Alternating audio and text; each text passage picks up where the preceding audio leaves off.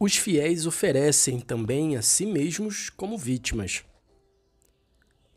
Para que, pois, a oblação, com a qual neste sacrifício os fiéis oferecem a vítima divina ao Pai Celeste, tenha o seu efeito pleno, requer-se ainda outra coisa. É necessário que eles se imolem a si mesmos como vítimas. Essa imolação não se limita somente ao sacrifício litúrgico. Quer, com efeito, o príncipe dos apóstolos, que pelo fato mesmo de sermos edificados como pedras vivas sobre Cristo, possamos, como sacerdócio santo, oferecer vítimas espirituais agradáveis a Deus por Jesus Cristo. E Paulo, apóstolo, sem nenhuma distinção de tempo, exorta os cristãos com as seguintes palavras: Eu vos conjuro, ó irmãos, que ofereçais os vossos corpos como vítima viva, santa, agradável a Deus, como vosso culto racional.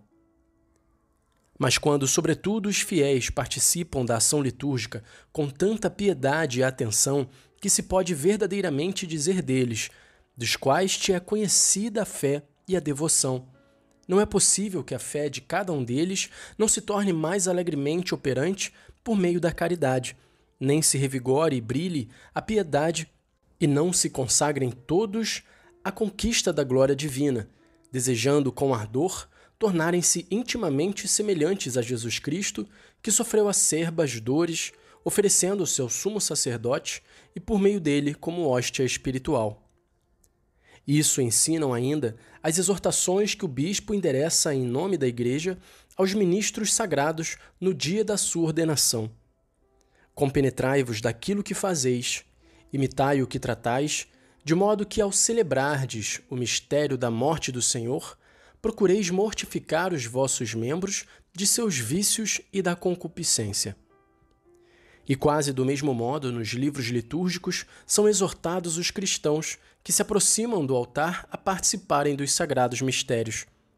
Esteja sobre este altar o culto da inocência.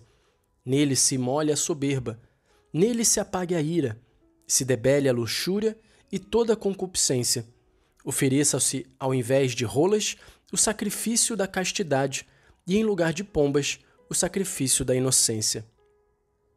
Assistindo, pois, ao altar, devemos transformar a nossa alma de modo que se apague radicalmente todo o pecado que está nela e, com toda a diligência, se restaure e reforce tudo aquilo que, mediante Cristo, dá a vida sobrenatural. E assim nos tornemos, junto com a hóstia imaculada, uma vítima agradável a Deus Pai. A Igreja se esforça com os preceitos da Sagrada Liturgia por levar a efeito, da maneira mais perfeita, este santíssimo propósito. A isso visam não somente as leituras, as homilias e as outras exortações dos ministros sagrados, e recordados durante o ano, mas também as vestes, os ritos sagrados, o seu aparato exterior, que tem por fim fazer pensar na majestade de tão grande sacrifício, excitar a mente dos fiéis por meio dos sinais visíveis de piedade e de religião, a contemplação das altíssimas coisas encerradas neste sacrifício.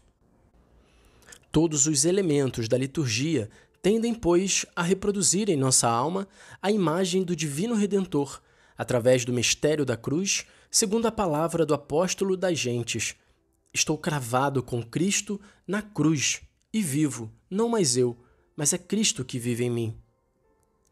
Por isso nos tornamos hóstia junto com Cristo, para a maior glória do Pai.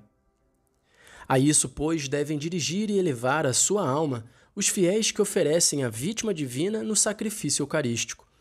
Se com efeito, como escreve Santo Agostinho, sobre a mesa do Senhor é posto o nosso mistério, isto é, o próprio Cristo Senhor, enquanto a cabeça é símbolo daquela união, em virtude da qual somos o corpo de Cristo e membros do seu corpo, se São Roberto Bellarmino ensina, segundo o pensamento do doutor de Hipona, que no sacrifício do altar está significado o sacrifício geral, com o qual todo o corpo místico de Cristo, isto é, toda a cidade redimida, é oferecida a Deus por meio de Cristo, grão sacerdote.